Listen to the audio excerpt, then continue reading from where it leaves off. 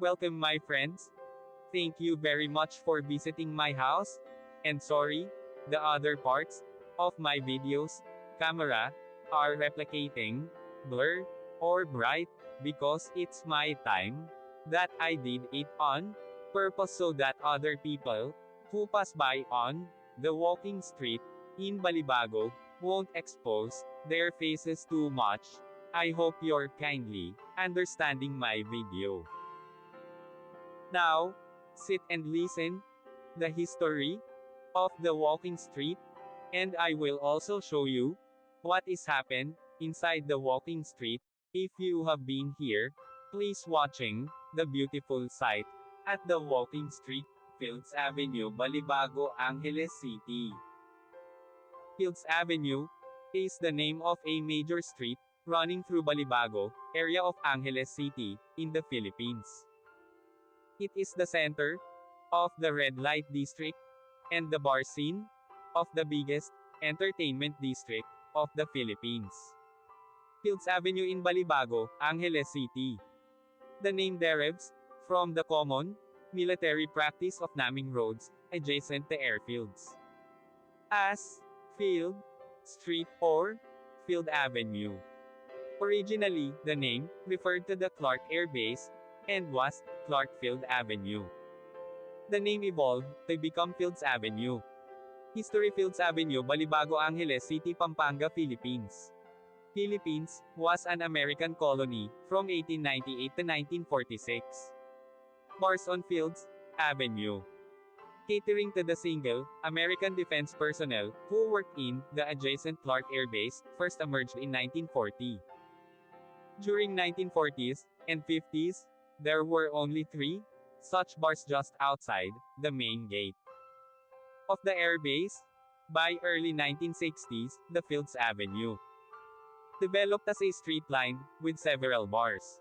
From November 1955 to April 1975, America fought Vietnam War. As the number of American troops in this war grew, more and more forces were deployed at Clark Air Base or routed through it.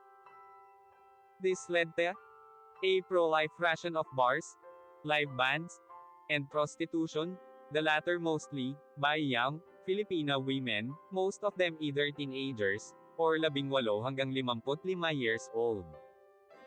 By the 1970s, there were more than 150 bars and prostitution joints along Fields Avenue. This led to a mushrooming of related ancillary industries in the vicinity, namely music bands, hotels, doctors, hairdressers, and money exchange transfer services.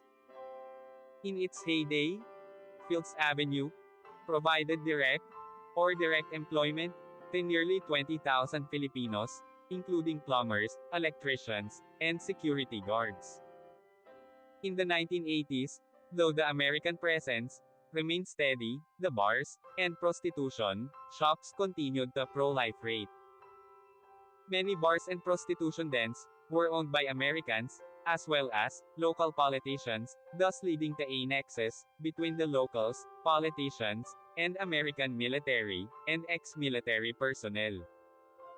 With the withdrawal of American Defense Forces from Clark in 1993, many of these establishments changed hands, but continued to do business. As Clark was turned into a Special Economic Zone, SEZ, these bars and prostitution joints changed their clientele to suit their new customers, Japanese and Korean businessmen. Restaurants serving food from these countries began to appear, and signboards in these languages were put up. The period from 2000 hanggang 2010 saw further expansion of these joints, as the area was relabeled as an entertainment district. While prostitution was officially banned, girls working here were simply redesignated as guest relations officers (GRO), and prostitution continued in practice.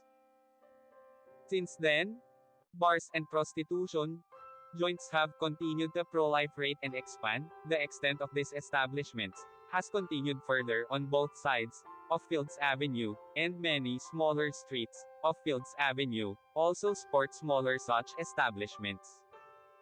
In 2010, a section of Fields Avenue, at the end where it meets the MacArthur Highway was named as Walking Street, mimicking Walking Street in Pattaya. This section was made pedestrians only, with road traffic banned from 6 p.m. to 6 a.m. People arriving by air either take a taxi, direct to hotel, or a jeepney, to Main Gate Jeepney Terminal, located between the North SM Mall, Fields Avenue to South, and Bayanihan Park to East.